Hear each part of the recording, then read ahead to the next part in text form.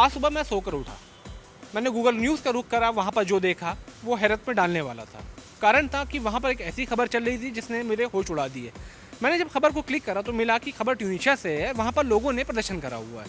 प्रदर्शन का कारण था कि लोगों को खाना पीना में दुश्वारी हो रही थी क्योंकि सरकार कह रही है कि तुम भी रोज़ा रखो, यानी कि उनको जबरन रोज़ा रखने के लिए प्रेरित करा जा रहा था। मैं अपने आसपास में ऐसे बहुत सारे लोगों को जानता हूँ कि जो साल भर इधर उधर के काम करते हैं, उनसे पब पार्टी डिस्को कुछ छूटता नहीं है, लेकिन जैसे ही रमज़ान आता है, रमज़ान शुरू होने वाला होता है, उनका रवैया चेंज हो जाता है। इनके व्हाट्सएप स्टेटस बदल जाते हैं, इनका कपड़ा पहनने का तरीका बदल जाता है, इनका सब कुछ चेंज हो जाता है। आज मेरे सामने रिमी है यहाँ पर, मैं उनसे जानना चाहूँगा क्या उन्होंने भी कुछ ऐसी चीज़ों का अनुभव करा है, क्या वो ऐसी चीज़ों से ऐसे लोगों से मिल चुकी हैं। जैसे मैं बिहार से बिलोंग करती हूँ। हमारे बिहार में 2 महीने बहुत ही ज़्यादा पावन माने जाते हैं। एक होता है सावन का महीना और एक होता है कार्तिक का महीना जो दशहरे के समय आता है। अब इसमें क्या होता है कि ये 30 दिन हम लहसुन प्याज कुछ भी नहीं खाते।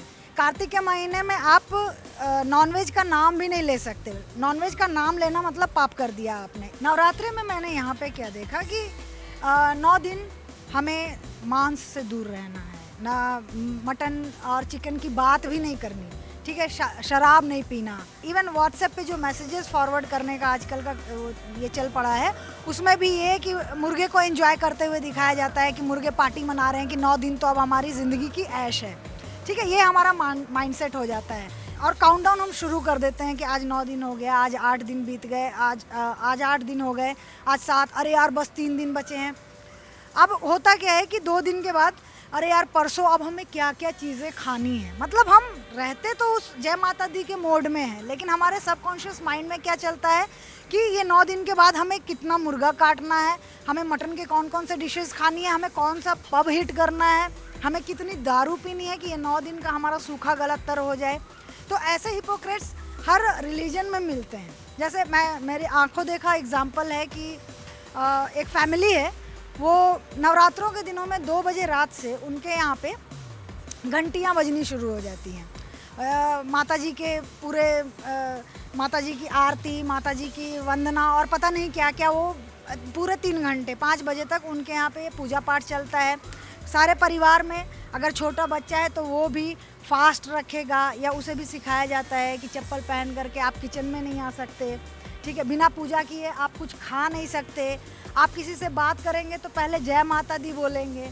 इतना ज़्यादा कुछ होता है और उन्हीं के घर की ये स्थिति है कि उनके घर में जो एक्चुअल माताएं हैं, उनकी बहुएं, उनके साथ जानवरों से बदतर व्यवहार किया जाता है। उन्हें इतना मारते हैं, उन्हें भूखा रखते हैं, उनके पास अगर उनके मायके से किसी ने पैसा दे दिया, उनके पैसे छीन लिए जाते हैं, उन्हें अपनी मर्जी से सांस लेने तक का अधिकार नहीं है। और ये ऐसे घर की हालत है जहाँ पर 3 टाइम घंटियाँ बजती हैं। तो मुझे लेकिन जहाँ तक फील होता है कि इसमें संस्कारों जैसा कुछ नहीं। जैसे मैं रोज़ा नहीं रखना चाहूँ तो ये मेरे और मेरे अल्लाह के बीच की बात है, आप रखना चाहें ये आपके ऊपर की बात है। जैसे मैं बहुत सारे मुसलमान दोस्तों से मिला हूँ कि जो 1 महीना बिल्कुल अल्लाह वाले होते हैं, उनके और अल्लाह के बीच में म्यूचुअल अंडरस्टैंडिंग होती है, वो जो करते हैं अल्लाह के नाम पे करते हैं, खुम सगात सब कुछ करते हैं। उसके बाद जहाँ वो चांद रात हुई, आप निकले, आपने मूवीज़ के टिकट मंगवाए, आप जाकर जो आप रूटीन में पहले कर रहे थे वही आप करने लग गए। तो ये साफ साफ दर्शाता है कि कहीं ना कहीं हम अपने आप को धर्म के नाम पे बेवकूफ़ बना रहे हैं और लोग इसको पसंद कर रहे हैं। जैसे अष्टमी में कन्या पूजते हैं, वो क्या है? कन्या पूजते हैं ये कह करके कि वो माता का स्वरूप है, कन्याएं माता का स्वरूप हैं, और वही कन्याएं अष्टमी के बाद नवमी को छेड़छाड़ का शिकार होती हैं और वही आदमी छेड़ता है जो कल उसके पैर पूज रहा था।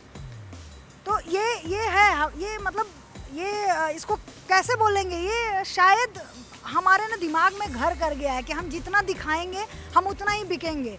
ये ऐसा ही शायद हमारा समाज हो गया है। लेकिन जैसे मैंने आपसे कहा कि हम लोग धर्म के नाम पर एक दूसरे को बेवकूफ़ बना रहे हैं। हाँ। और कुछ होने वाला नहीं है, सिर्फ ये एक हमारे मन का वहम है। हमें लगता है कि नहीं हम जो कर रहे हैं बहुत अच्छा कर रहे हैं। लाइक आप देख लीजिए बहुत सारे लोगों को कि आपके व्हाट्सएप मैसेज आएंगे बैठ करके कि इस मैसेज को फॉरवर्ड करिए, इससे कृपा आएगी। हाँ, आप पीर बाबा का आपको दुआएं मिलेंगी आपको।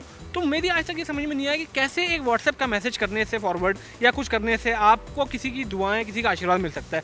ये मतलब सुनने में बड़ा वियर्ड है, मतलब मुझे समझ में नहीं आता है व्यक्तिगत रूप से बिल्कुल भी। तो अंत में हम आपसे यही कहना चाहेंगे कि आप अपनी ज़िंदगी में फेक लोग से बच के रहिए। धर्म आपके बीच का बहुत पर्सनल मैटर है, बहुत व्यक्तिगत इशू है। आप अपने धर्म के जिम्मेदार खुद हैं। आप अपना धर्म प्लीज़ प्लीज़ प्लीज़ किसी पर थोकिए मत। धर्म ही नहीं, कोई भी चीज़ दिखाने के लिए ना करें कि मुझे किसी को दिखाना है इसलिए मैं ये काम कर रहा हूँ या कर रही हूँ।